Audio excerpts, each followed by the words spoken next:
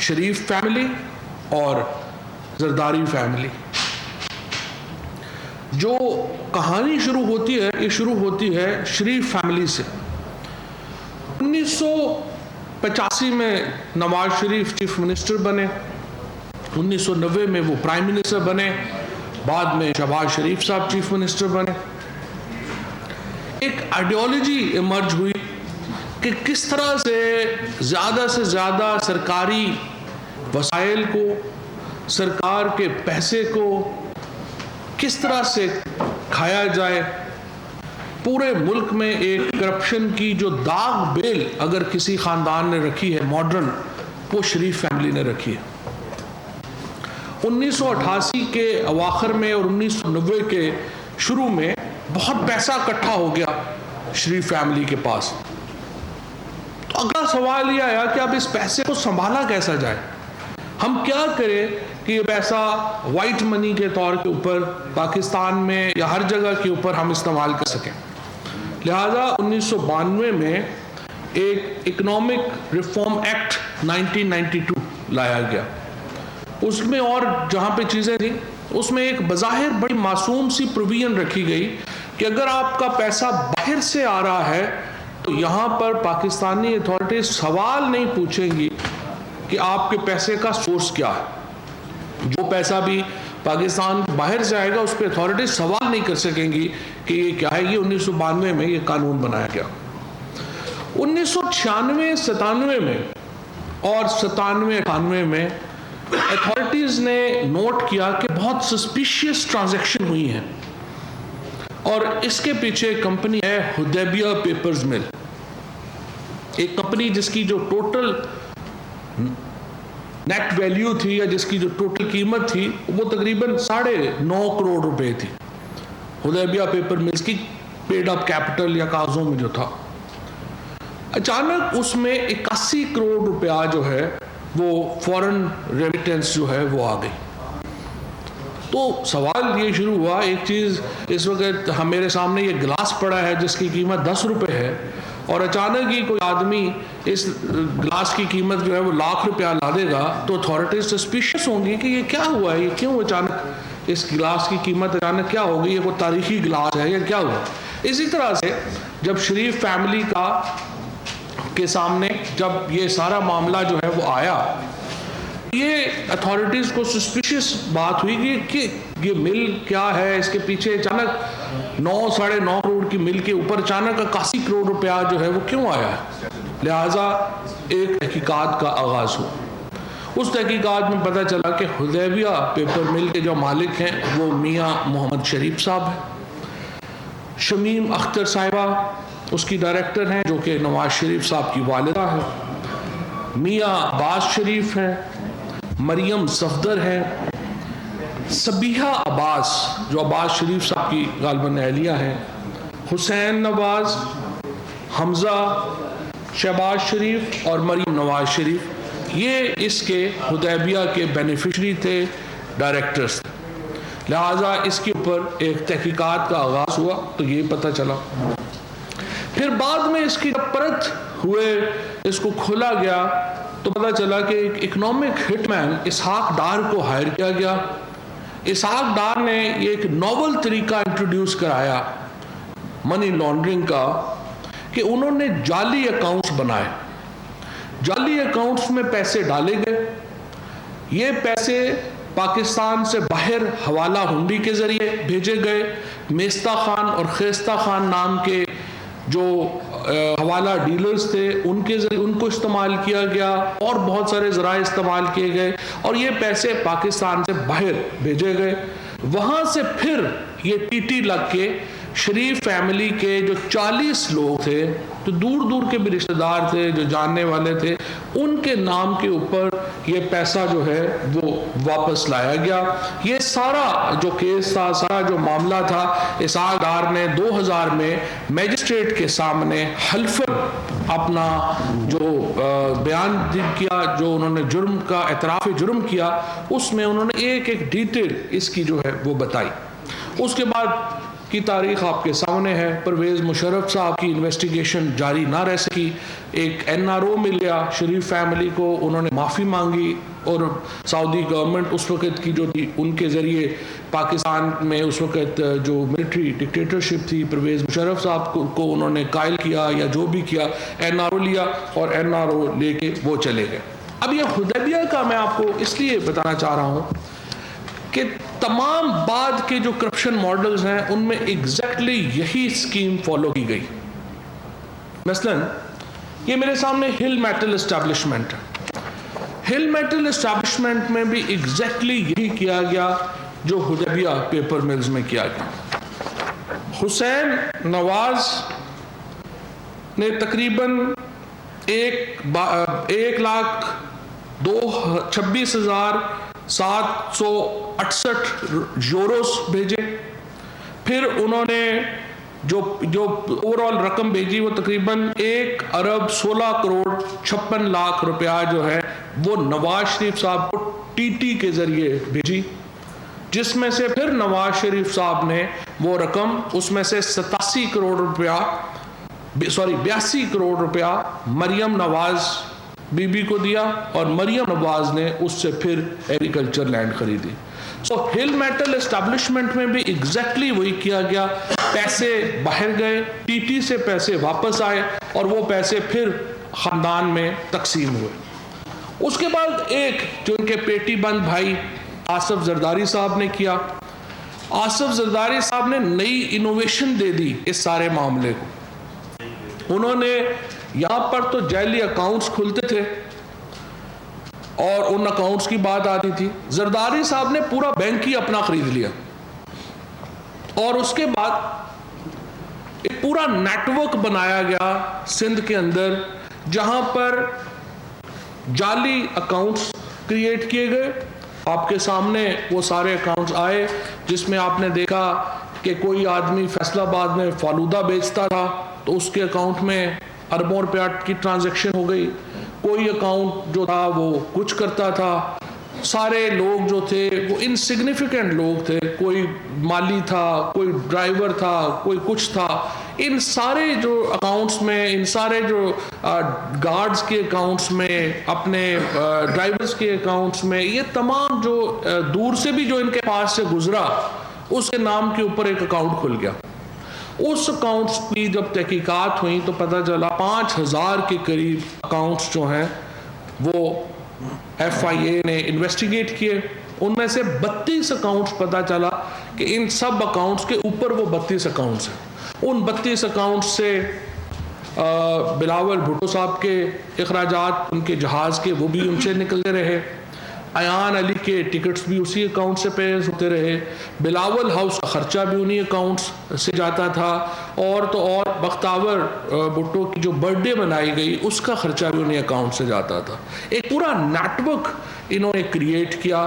اس net work سے جعلی account سے یہ پیسے جو تھے وہ آتے تھے, ٹھیکیداروں سے آتے تھے. بہت سارے پیسے باہر جاتے تھے اور باہر سے دوبارہ TT لگ کر کے واپس آتے تھے, اور کہا جاتا تھا کہ آپ ہم سے پوچھ نہیں سکتے. اس سارے نیٹ ورک میں آپ کو معلوم ہے اومنی گروپ شامل تھا, جو کانٹریکٹرز ہیں, ٹھیکیدار ہیں سندھ میں, وہ لوگ شامل تھے. PSDP جو سندھ کے لوگوں کا جو پیسہ تھا وہ سارے کا سارا پیسہ زرداری اینڈ کمپنی نے اپنے ان اکاؤنٹس کے ذریعے ریسرو کیا اور پھر ان کو استعمال کیا. اب انشاءاللہ تعالیٰ پکڑے تو گئے ہیں, اور آپ دیکھتے ہیں کہ اس پر معاملہ جس طرح سے آگے بڑھ رہا ہے کتنا آگے چلتا. اب آئیے اس پس منظر کو سامنے رکھیے, اور اب آئیے شہباز شریف صاحب کی جو انویسٹیگیشن ہے اس کی طرف. ایک انویسٹیگیشن شروع ہوئی. اس انویسٹیگیشن کا جو مقدمہ تھا وہ تھا ایسٹس بیونڈ مینز, یعنی آمدن سے زائد اثاثے بنانے کی ایک انویسٹیگیشن جو ہے وہ شروع ہوئی. یہ 2018 اکتوبر 2018 میں یہ جب انویسٹیگیشن شروع ہوئی تو اچانک پتہ چلا کہ نومبر میں شہباز شریف صاحب کی ساری فیملی آہستہ آہستہ ملک سے باہر سے جانا شروع ہو گئی. لہذا سب سے پہلے علی عمران ملک سے باہر چلے گئے جو ان کے داماد تھے. پھر سلمان شہباز صاحب باہر چلے گئے. پھر نصرت شہباز جو شہباز شریف صاحب کی بیگم ہے وہ اپنی بیٹیوں کے ساتھ ملک سے باہر چلی گئی. تو اچانک یہ سارا معاملہ جو ہے وہ شروع ہوا. اتھارٹیز نے یہ نوٹ کیا کہ 2200 سوئفٹ میسیجز کریٹ ہوئے. اب سوئفٹ میسیجز کیا ہیں؟ 200 کے قریب اتھارٹیز نے نوٹ کیا کہ سوئفٹ میسیجز بینکس کے کریٹ ہوئے ہیں. سوئفٹ میسیج جو ہوتا ہے وہ ایک الیکٹرانک میسیج ہوتا ہے جو انیشیٹ کرتا ہے bank for the transfer of funds کہ فلانا اکاؤنٹ سے اتنے پیسے فلانے میں ریمٹ ہو گئے ہیں، آپ اس کو شو کر دیں. اس کو سوئفٹ میسیج کہتے ہیں اور اس کو ہی آپ بعد میں ٹی ٹی کہہ دیتے ہیں کہ ٹی ٹی جو ہے وہ لگی ہے. یعنی میسیج اگر آپ کا یو اے ای میں یو کے میں ایک بینک میں پیسے آئے ہیں تو وہ بینک یہاں کے بینک کو میسیج بھیجے گا کہ اس اکاؤنٹ کے اتنے پیسے میرے پاس آ گئے ہیں، آپ اس کو ٹرانسفر کر دیں. ہم دیکھا گیا کہ 200 سوئفٹ میسیجز جو ہیں وہ جنریٹ ہوئے اور $26 ملین جو ہیں وہ شہباز شریف فیملی جو ہے اس کو ٹرانسفر ہوا. $26 ملین حمزہ شہباز کی 95% جو ٹوٹل ڈکلیئرڈ انکم ہے یا ویلتھ ہے یا ایسٹس ہے اس کا 95% ٹی ٹی سے آیا. سلمان شہباز صاحب کا 99% ٹی ٹی سے آیا. نصرت شہباز صاحبہ کی جو ٹوٹل ویلتھ ہے اس کی 85% جو ہے وہ ٹی ٹی سے آیا اور جو باقی ڈاکٹرز ہیں یہ بیٹیاں ہیں ان کا جو 100% ہے وہ ٹی ٹی سے لگ کے آیا. سو آپ اندازہ لگائیے کہ 200 کے قریب سوئفٹ میسیجز جنریٹ ہوئے، ٹی ٹی جنریٹ ہوئی اور پتہ یہ چلا کہ تمام ہی انکم ان کی جو ہے وہ ٹی ٹی سے آلموسٹ آ رہی ہے. ان کا کوئی $1 بھی پاکستان میں وہ نہیں کما رہے تھے. شہباز شریف صاحب اس تمام عرصے میں ان کی صرف ایک ڈکلیئرڈ انکم تھی اور وہ تھی چیف منسٹر کی حیثیت سے جو وہ تنخواہ لے رہے تھے. اس کے علاوہ شہباز شریف صاحب کی کوئی اور انکم نہیں تھی. لیکن اس سارے معاملے کے اصل بینیفیشری کون تھے؟ وہ شہباز شریف صاحب تھے. وہ کیسے تھے؟ شہباز شریف اپنی بیگم صاحبہ کے لیے انہوں نے جو تیمینہ دورانی صاحبہ کے لیے انہوں نے 3 اپارٹمنٹس خریدے. اس کا کیا نام ہے؟ Whispering pine. وسپرنگ پائن ایک اسلام آباد کے قریب ایک ماگلا ہلز کے اوپر ایک جگہ ہے، وہاں پہ 3 اپارٹمنٹس خریدے اور اس کا جو پیسہ تھا وہ ٹی ٹی کے ذریعے نصرت بی بی کے اکاؤنٹ میں آیا. نصرت بی بی کے اکاؤنٹ سے اس کی جو ہے وہ پیمنٹ ہوئی. اسلام آباد ڈی ایچ اے فیز 5 میں انہوں نے ایک اور گھر خریدا. یہ گھر بھی جو تھا اس کی پیمنٹ ٹی ٹی سے ہوئی. اس کے ساتھ 96H ماڈل ٹاؤن جو کیمپ آفس رہا سارے دور میں، آپ کو پتا ہے شہباز شریف صاحب کا، اس کی جو ریکنسٹرکشن ہوئی وہ بھی ٹی ٹی کے پیسوں سے ہوئی. 87H ماڈل ٹاؤن خریدا گیا، اس کی بھی جو پیمنٹ ہے وہ ٹی ٹی کے پیسوں سے ہوئی. D H A phase 5 Lahore میں تیمینہ دورانی صاحبہ کے لیے گھر خریدا گیا، اس کی پیمنٹ بھی ٹی ٹی کے پیسوں سے ہوئی. اس کے ساتھ ایک اکاؤنٹ میں 2008 میں شہباز شریف صاحب کو نصرت بی بی نے پیسے دیے تاکہ وہ اپنی لگژری کار کی کسٹم ڈیوٹی پے کر سکیں. اچھا، اب یہاں پر ایک بات آپ ذرا نوٹ کیجئے گا، یہ آپ کے سامنے جو ٹرانزیکشنز بھی ہیں جو آ رہی ہیں، ان میں سے کوئی بھی جو یہ جو پیسہ پاکستان آیا ہے، یہ پیسہ صرف اس وقت آیا ہے جب ان کو کسی چیز کی ضرورت تھی. مثلا حمزہ شہباز کو پیسے آئے، آپ نے وہاں پہ مرغی خانہ لگانا ہے تو حمزہ شہباز کو پیسے آ گئے. آپ نے ڈیری فارم بنانا ہے تو سلمان شہباز کے اکاؤنٹ میں پیسے آ گئے. آپ نے کوئی پیمنٹ کرنی ہے، کوئی گھر خریدنا ہے تو پیسے آ گئے. اس کا مطلب کیا ہے؟ اس کا مطلب یہ ہے کہ پاکستان میں جو پیسہ آ رہا ہے وہ صرف فریکشن آف منی ہے جو باہر پڑا ہوا ہے. یہ جو پیسے یہاں $26 ملین آئے ہیں یا اس کے علاوہ جو پیسے آئے ہیں، اس کے ساتھ ساتھ شہباز شریف صاحب نے اپنے 2 گھر بھی لندن میں ڈکلیئر کیے. جس کا کوئی ثبوت ابھی نہیں ہے کہ انہوں نے اس کا پیسہ کہاں سے ادا کیا. یہ جو سارا پیسہ جو پاکستان آیا ہے یہ بنیادی طور کے اوپر صرف اس کو ہم پنجابی میں کہتے ہیں چونگے کا پیسہ ہے. یہ چونگا آیا ہے یہاں پہ. انہوں نے اپنا اصل پیسہ اب بھی پاکستان سے باہر رکھا. اب سوال یہ پیدا ہوتا ہے کہ اگر باہر سے پیسے آئے ہیں اور ان کا لیجٹیمیٹ بزنس ہے تو پھر تو کوئی پرابلم نہیں. سوال مسئلہ کہاں سے پیدا ہوتا ہے؟ مسئلہ یہاں سے یہ پیدا ہوا کہ 200 ٹی ٹی سوئفٹ میسیجز جو جنریٹ ہوئے ان میں اب تک تقریباً 70 کے قریب لوگ جو ہیں وہ آئیڈینٹیفائی ہوئے جنہوں نے وہ پیسے بھیجے. 70 کے قریب لوگ آئیڈینٹیفائی ہوئے جنہوں نے یہ پیسے شہباز شریف، نصرت شہباز، سلمان شہباز، حمزہ شہباز اور بیٹیوں کے اکاؤنٹ میں جو ہے وہ بھیجے. وہ لوگ کون ہیں؟ میں آپ کو تھوڑی سی مثال دے دیتا ہوں. منظور ایک میرے حلقے سے پنڈ دادن خان سے تعلق رکھتا ہے. وہ پنڈ دادن خان میں پاپڑ بیچتا ہے اور اس منظور پاپڑ والے نے $1 ملین جو ہے وہ اس کی ٹی ٹی لگوائی ان اکاؤنٹس میں. اسی طریقے سے محبوب علی یہ صادق پلازا کے سامنے ریڑھی لگاتا ہے اور اس نے تقریباً $7 لاکھ کی ٹی ٹی لگائی ان اکاؤنٹس میں. رفیق ایک اور آدمی ہے جس نے ان کے نام ٹی ٹی لگوائی بٹ حیرت انگیز طور کے اوپر جو شناختی کارڈ رفیق کا استعمال کیا گیا اس سے پتہ چلتا ہے کہ رفیق جو ہے وہ تو کئی سال پہلے مر چکا تھا یہ ٹرانزیکشن ہونے سے. اور اسی طرح سے باقی سارے اکاؤنٹس ہیں جو آپ کے سامنے آتے رہے ہیں آ رہے ہیں. سو تمام جو لوگ جو ٹی ٹی لگوا رہے تھے جو یہاں پر پیسے بھجوا رہے تھے وہ بنیادی طور کے اوپر نان ایگزسٹنٹ ہیں، وہ جعلی ہیں، یا ان میں سے 14 لوگ تو ایسے ہیں جو گوسٹ ہیں یعنی وہ ایگزسٹ ہی نہیں کرتے. اور باقی جو سارے لوگ ہیں وہ فیک ہیں.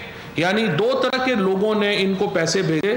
ایک ان لوگوں نے جن کا وجود ہی نہیں ہے اور دوسرا ان لوگوں نے جو بھیجنے کی استطاعت ہی نہیں رکھتے.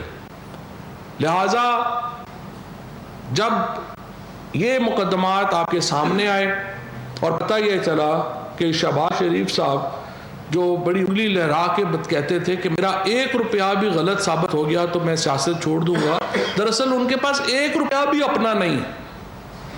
سارے ہی پیسے ماشاءاللہ اصل میں میرے اور آپ کے پیسے. اب یہ آپ کے سامنے ایک خلاصہ تھا جو میں نے یہ سارا آپ کے سامنے رکھا ہے. شروع حدیبیہ سے ہوا، حدیبیہ سے ہوتا ہوا یہ ہل میٹل پہ گیا، ہل میٹل سے ہوتا ہوا یہ زرداری صاحب کے اکاؤنٹس پہ گیا اور اب آ کر کے یہ شہباز شریف. اب یہ قوم ظاہر ہے یہ چاہتی ہے کہ یہ جو احتساب کا عمل ہے یہ کنکلوڈ ہونا چاہیے، یہ آگے بڑھنا چاہیے. میں پہلے بھی میں نے یہ کہا تھا، میں نے یہ عرض کی تھی، کرپشن کے خلاف لڑنا صرف عمران خان کی ذمہ داری نہیں ہے، یہ تمام اداروں کی، تمام لوگوں کی، پاکستان کا درد رکھنے والے تمام طبقات کی ذمہ داری ہے کہ وہ یہ جنگ لڑیں. اتنے بڑا پیسہ پاکستان سے باہر گیا ہے، یہ پیسہ پاکستان کے بچوں کا پیسہ تھا، پاکستان کے لوگوں کا پیسہ تھا. آج جو مہنگائی ہو رہی ہے اس کی اگر وجہ آپ نے دیکھنی ہے تو بھی یہی 3 خاندان ہیں. اگر آج پاکستان میں ڈالر سٹیبل نہیں ہے اس کی وجہ بھی یہی 3 خاندان ہیں. اگر آج پاکستان کو باہر کی دنیا میں مسائل کا سامنا آ رہا ہے اس کی وجہ بھی یہی 3 خاندان ہیں. باقی فیصلہ آپ خود کر لیجئے. جی جناب. میں صرف فواد نے بڑا اچھا اس کو آپ کے لیے مختصر خلاصے میں بیان کر دیا. میں صرف 2 چیزیں اس میں ایڈ کرنا چاہتا ہوں، پھر آپ کے سوال لیتے ہیں. ایک جو آخر میں فواد نے بات کی اس سے میں شروع کرتا ہوں کہ یہ آپ کا پیسہ ہے، یہاں سے گیا ہے، یہ بات کہاں سے ہمارے سامنے آتی ہے؟ یہ بات آپ کے سامنے آتی ہے، یہ اکاؤنٹیبلٹی کورٹ میں 2 ملزمان پیش کیے گئے تھے ہفتہ پہلے، قاسم قیوم اور فضل داد عباسی. ان کو جب پیش کیا گیا تو اس فیصلے کے اندر جج صاحب تیسرے صفحے پہ لکھتے ہیں، میں صرف یہ 4 سطریں آپ کو پڑھ دیتا ہوں، بات واضح ہو جائے گی. It is also averred in the application that accused Qasim Qayyum was running an illegal foreign exchange business in Sadiq Plaza. جیسے ابھی آپ نے سن لیا فواد سے صادق پلازا کے سامنے ریڑھی والے کو بھی نہیں چھوڑا, اس کی بھی ٹیٹیاں لگوا دی. And Ali tower MM Alam road from 2005 to 2018. Ali tower کس کا ہے یہ بھی آپ بہتر جانتے ہیں, علی عمران کا ہے, اس کا بھی کیس اس کے اوپر چل رہا ہے, ملک سے مفروض ہے. He used to collect, یہ بڑا امپورٹنٹ ہے, he used to collect cash from the office of Suleiman Shahbaz Sharif at 55K Model Town Lahore along with his employees and arrange fake fictitious foreign remittances. یعنی کہ وہ cash سے بھری بوریاں bags لے کے جاتا تھا 55K ماڈل ٹاؤن سے, اور وہ پھر ٹیٹیاں لگوانے کے لیے ان ٹیٹیوں والوں کے پاس لے کے جاتا تھا تاکہ انہی کے اکاؤنٹس میں ٹیٹیاں لگوائی جا سکیں.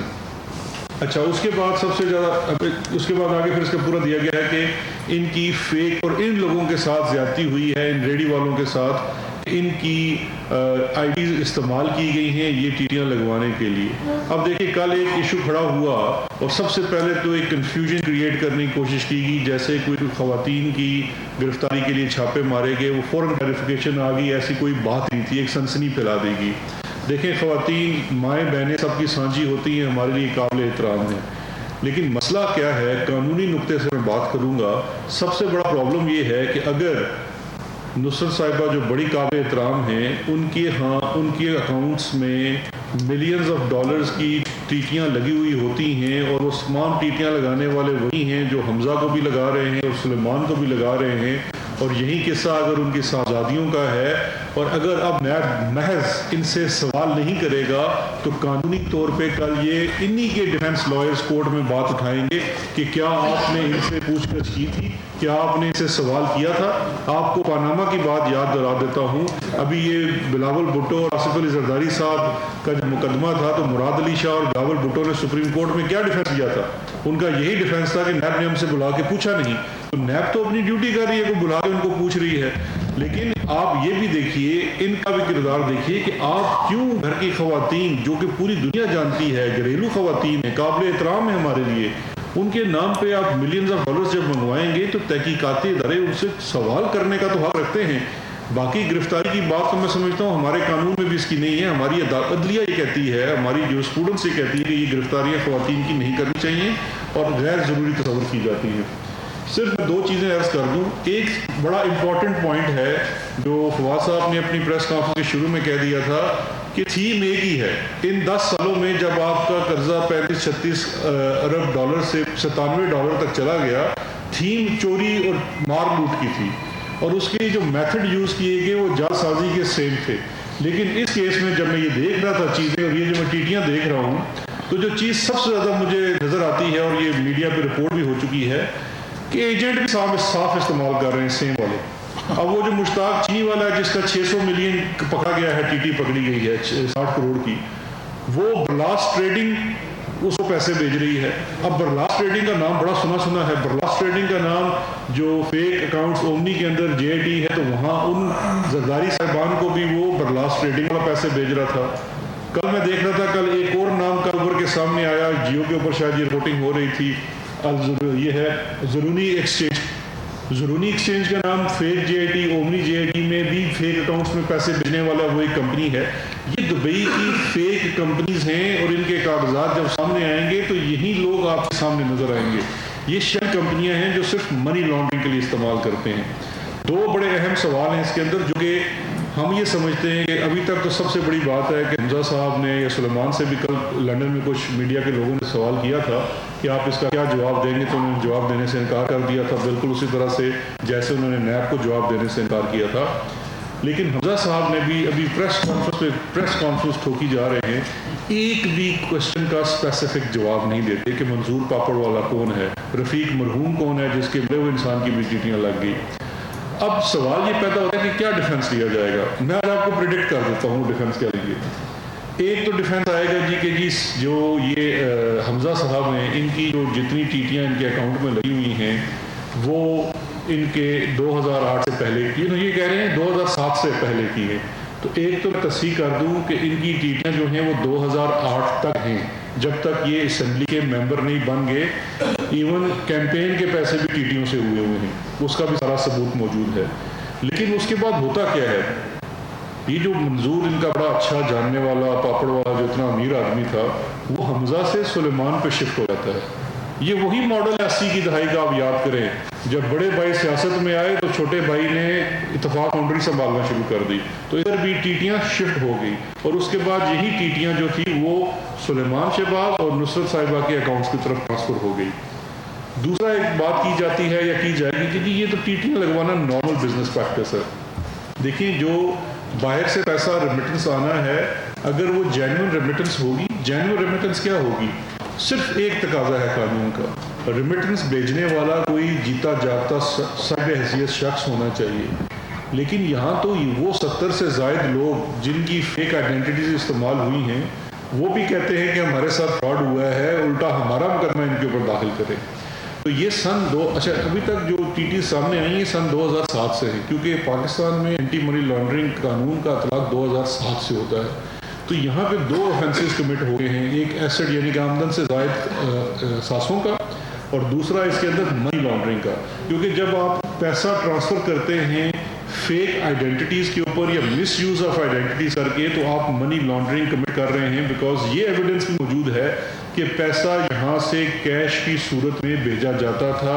ان کی بھی کوئی ایان علی سامنے آ جائیں گی تو وہ بھی وقت کے ساتھ پتہ چل جائے گا. لیکن یہ 2 چیزیں ہیں جو ان کی طرف سے آ رہی ہیں، اس کا بھی ہے. اس کے علاوہ اگر آپ کے کوئی سوال یہ جو بتایا جو اربن پے کی اس ملک کے غریب ملک کا سے باہر جایا گیا، آج حالت یہ ہے کہ اس ملک میں غریب اور عام آدمی جو ہے وہ برے حالات میں. تو لوگ یہ توقع کر رہے ہیں کہ آپ کی حکومت جو ہے جس طرح آپ نے ہاتھ ڈالا، تو یہ باہر سے یہ جو جا جاتے ہیں وہ کب تک یہ پرزینٹ لوگ دیکھیں گے کہ ان کا پیسہ آئے گا باہر سے جو جاری اکاؤنٹ کے دونوں پارٹیز ہیں. اور دوسری طرف جو کرپشن کے خلاف جو تحقیقات ہو رہی ہے، اپوزیشن ایک دباؤ بڑھا رہی ہے اپنے ٹیکنیکل انداز میں اگرچی ہو رہی ہے اپوزیشن، اس کو کیسے ہینڈل کریں؟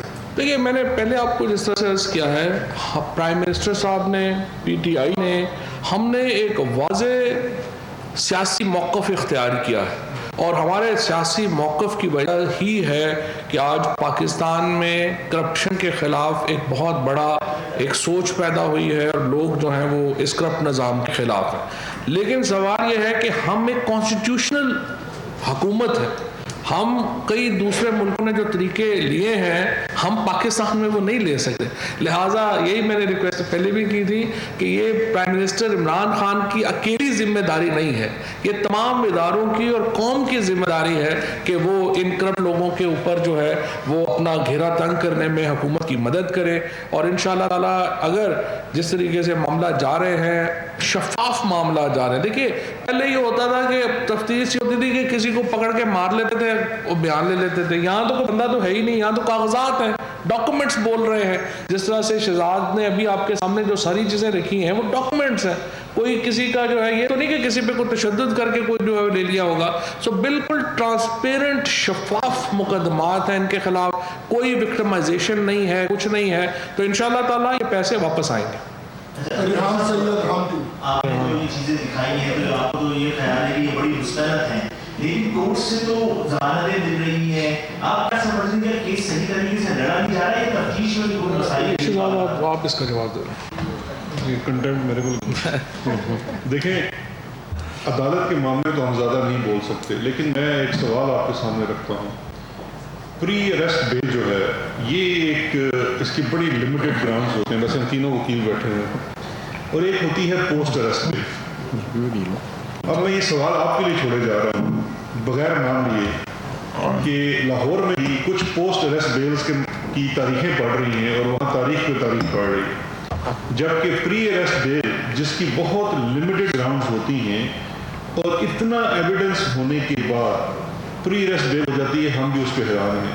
لیکن چونکہ یہ پروسیکیوشن نہ کر رہی ہے، نیاب کو اگر لگتا ہے یا ہم عوام کو جس طرح سے ہے کہ اگر اتنے شواہد ہیں تو گرفتاری عمل میں کیوں نہیں آ رہی، تو نیاب کو لازماً اپنی پروسیکیوشن بہتر کرنی چاہیے کوئی اگر بڑا وکیل ان کو چاہیے تو اسے کھڑا کرنا چاہیے. حکومت جو کام کر سکتی ہے ان کو فنڈز پرووائڈ کر سکتی ہے, وہ چیزیں ان کو پرمیشنز اگر چاہیے تو وہ گورنمنٹ دے سکتی ہے. اس کے لیے ہمارا عمران خان صاحب کی گورنمنٹ کا پورا تہیہ ہے کہ جو بھی تحقیقاتی ادارے چاہے نیب ہو, FIA ہو, پولیس ہو, ہم ان کے لیے پوری اسسٹنس کے لیے تیار ہیں.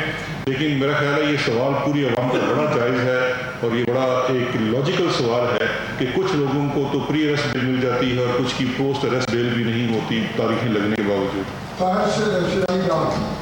چودھری صاحب یہ بتائیے گا کہ کچھ حلقوں میں یہ باتیں چل رہی ہیں کہ ڈیموکریسی ڈیلیور کرنے میں ناکام ہو گئی ہے تو پریزیڈینشیل فارم آف گورنمنٹ کی باتیں ہو رہی ہیں. تو ایسے موقع پر ایسی باتیں کیوں ہو رہی ہیں کہ آپ کی حکومت کو ابھی 1 سال بھی پورا نہیں ہوا؟ اور دوسری یہ بتائیے گا کہ جو لیگ کی حکومت کے دور میں کچھ اہم عہدوں پر اپائنٹمنٹس ہوئی ہیں تو ان کی جانب سے سابق وزیر خزانہ صاحب کو کچھ کلاسیفائڈ انفارمیشن فراہم کی گئی ہیں, تو کیا کوئی سوال سے تحقیقات کی جائیں گی؟ یہ سیکنڈ سوال کا جواب تو آپ دے دیں. دیکھیں, جو کلاسیفائڈ انفارمیشن تو ان کے پاس کوئی نہیں ہے. اسحاق ڈار صاحب کے پاس مفروضوں کے اوپر وہ بات کر رہے ہیں کہ ہم تو سمجھتے ہیں کہ جو معیشت کی آج جو اگست کے اندر تباہی تھی, جو ہمیں معیشت کو ریسکیو کرنا پڑا, اتنا بڑا جو فائنینسنگ گیپ کھڑا ہوا تھا, کوئی ایک اکانومسٹ ابھی تک مجھے نہیں ملا ہمارے حق میں ہو یا ہمارے خلاف ہو جس نے اسحاق ڈار صاحب کے پالیسی کی تائید کی ہو یا ان کو براہ راست ذمہ دار نہ ٹھہرایا ہو. نون لیگ کے جو ارسطو ہیں ان کو علیحدہ چھوڑ دیں آپ. نون لیگ کے ارسطوؤں کے علاوہ کوئی ایک معاشی ایکسپرٹ ایسا نہیں ہے جو یہ اس وقت آج پاکستان میں نہیں کہہ رہا کہ براہ راست ذمہ دار جو ہے آج کی معیشت کی تباہی کا وہ اسحاق ڈار ہے. یہاں تک کہ ایشین ڈیولپمنٹ بینک اور ورلڈ بینک کی بھی جو رپورٹ آئی ہے اس کے اندر بھی لکھا گیا ہے کہ جو ماضی کی جو میکرو اکنامک امبیلنسز تھے, اتنے بڑے بڑے خسارے جو پیدا کیے, وہی ذمہ دار ہیں کہ آج جو معیشت کے اندر مشکلات جو ہیں وہ سامنے. الحمدللہ ہم نے معیشت کو اس نہج سے ریسکیو کیا ہے. آپ نے دیکھا کہ جو فارن ایکسچینج ریزروز پچھلے اتوار میں گر رہے تھے ان کی گراوٹ میں بھی کمی آئی بلکہ وہ بڑھنا شروع ہوئے. ہم نے تمام اپنی ڈیٹ ری پیمنٹس بھی کی اور ہمارا جو فارن ایکسچینج جو ہمارا ٹریڈ ڈیفیسٹ اور کرنٹ اکاؤنٹ ڈیفیسٹ جو پچھلے 5 سال سے بتدریج بڑھ رہا تھا اس کے اندر کمی آنی شروع. ڈار صاحب کے پاس کوئی کلاسیفائڈ انفارمیشن نہیں ہے, یہاں تک کہ جتنے لوگ ان کے ساتھ اکثر کام کرتے بھی تھے جو اس وقت اب ہمارے ساتھ بھی کچھ موجود ہیں وہ بھی ان کے سخت ان کی پالیسیوں کے اوپر تنقید کرتے ہیں. دوسرا وہ جو پریزیڈینشیل فارم والی آپ بات کریں وہ غیر سنجیدہ بات ہے. دیکھیں, آئین جو ہوتا ہے اس کے اوپر جو سب سے امپورٹنٹ چیز ہوتی ہے کسی بھی آئین کی وہ اس کا متفقہ ہونا ہوتا ہے. 1973 کا آئین ایک متفقہ آئین ہے اور اس وقت تو بڑے بڑے معمولی باتوں کے اوپر اتفاق نہیں ہو رہا تو اتنے بڑے آئین کے اوپر کون ہو. لہٰذا غیر سنجیدہ بحث ہے, سوشل میڈیا پہ ایسی بحثیں چلتی رہتی ہیں, میرا نہیں خیال اس کی کوئی اہمیت. فواد چودھری صاحب, جس طرح آپ نے پہلے بھی کہا کہ اداروں کو ساتھ دینا ہوگا, اداروں کو کام کرنا پڑے گا, اور وزیر اعظم عمران خان بھی یہ بات متعدد بار کہہ چکے ہیں جو نیب ہے وہ چھوٹے چوروں پر جو ہے وہ ہاتھ ڈال رہی ہے اور جو بڑے مگرمچھ ہیں ان کو اس کیسز کی طرف بھی جا رہے. تو پھر آپ بتائیں جب نیب اور دیگر ادارے حکومت کا ساتھ نہیں دے رہے یا عدم تعاون ہے تو آپ کا جو وعدہ ہے کہ جو لوٹی ہوئی دولت واپس لانے کا ہے وہ کیسے واپس لائے جائے؟ نہیں, بالکل شہزاد نے بھی صحیح بات کی. شہباز شریف کو چھوٹا کیس تو نہیں ہے. نیب نے اپنا کردار ادا کیا. ٹو بی فیئر وتھ, یہ جب سے چیئرمین صاحب آئے ہیں, جاوید اقبال صاحب آئے ہیں, نیب نے کافی حد تک, بہت حد تک جو ہے وہ اپنا ایک بڑا کردار ادا کیا. بڑا مشکل ہوتا ہے اتنے امیر, اور یہ سب پاکستان میں آپ کو نہیں, آپ امریکہ میں دیکھیں او جے سمپسن جیسا, اس کو کتنا عرصہ لگ گیا سزا دلوانے میں. اگر آپ دیکھیں مرڈوک دیکھیں ان کو کتنا ہوا. پھر یہ ہمارے جو اتنے بڑے بڑے جو سارے لوگ دنیا میں ہوتے ہیں ان کو سزائیں دلوانا بڑا مشکل کام ہوتا ہے کیونکہ ان کے پاس پیسہ ہوتا ہے, وسائل ہوتے ہیں, نظام میں لوگ ان کے فٹ ہوئے ہوتے ہیں. لیکن اس کے باوجود آئی وڈ سے جو نیب ہے اس نے کافی حد تک اپنا کام کیا ہے. لیکن کیس ٹو کیس ہمارے ان سے شکایتیں بھی ہوتی ہیں, کیس ٹو کیس ان سے گلے بھی ہوتے ہیں. لیکن اوور آل میرا یہ خیال ہے کہ جیسے کیونکہ عمران خان کمیٹڈ ہے, پاکستان کا وزیر اعظم اس کے اوپر کمیٹڈ ہے, جو پاکستان کا پاپولر ترین لیڈر ہے. صرف وزیر اعظم ہی نہیں ہے عمران خان, عمران خان کے پیچھے پوری قوم کھڑی ہے. اس لیے پرائم منسٹر صاحب کا چونکہ ویژن ہے تو انشاءاللہ اس پہ ہم کامیاب ہیں. آخری سوال ہے آزاد صاحب. ڈاکٹر صاحب یہ بتائیے گا کہ نیب کا کل کا اعلانیہ اور پھر اس کے بعد آپ کا جواب, کیا نیب اگر آپ کے بیانات اور جو انہوں نے اعتراضات عائد کیے ہیں اس کی تحقیقات اگر شروع کرتا ہے تو آپ اس میں پیش ہوں گے, اور آپ سمجھتے ہیں کہ نیب اگر حکومت کے حوالے سے تحقیقات کر رہا ہے تو اور پیمانہ ہے, اور اگر اپوزیشن کے لوگوں کے لیے کر رہا ہے تو اور پیمانہ ہے؟ غیر संजीदा सी बात है। मैं इसमें कर देता हूँ, जो फवाद चौधरी साहब का बयान था वैसे नैब के खिलाफ नहीं था, था ही और नहीं दूसरा ये है कि अगर उस पर तहकीकात हो भी नहीं सकती क्योंकि जुरिस्डिक्शन कुछ हो रहा है, वो तो बयान के ऊपर तो तहकीकात नहीं। हमारा एनीवेज जी नैब हम हाजिर हैं, हम तो दूसरा ये है कि सबसे पहले सवाल से मुंसलिक है, जैसी हमें इकॉनमी मिली है वैसे ही इदारे भी इदारे भी मिले, उनमें भी कोई मसाइल हैं, जिस तरह इकॉनमी को बेहतर कर रहे हैं उस तरह से इदारे भी बेहतर हो रहे हैं। सारे इदारों को बेहतर करने की जरूरत है, ऐसे कुछ नहीं है। बहुत शुक्रिया जी।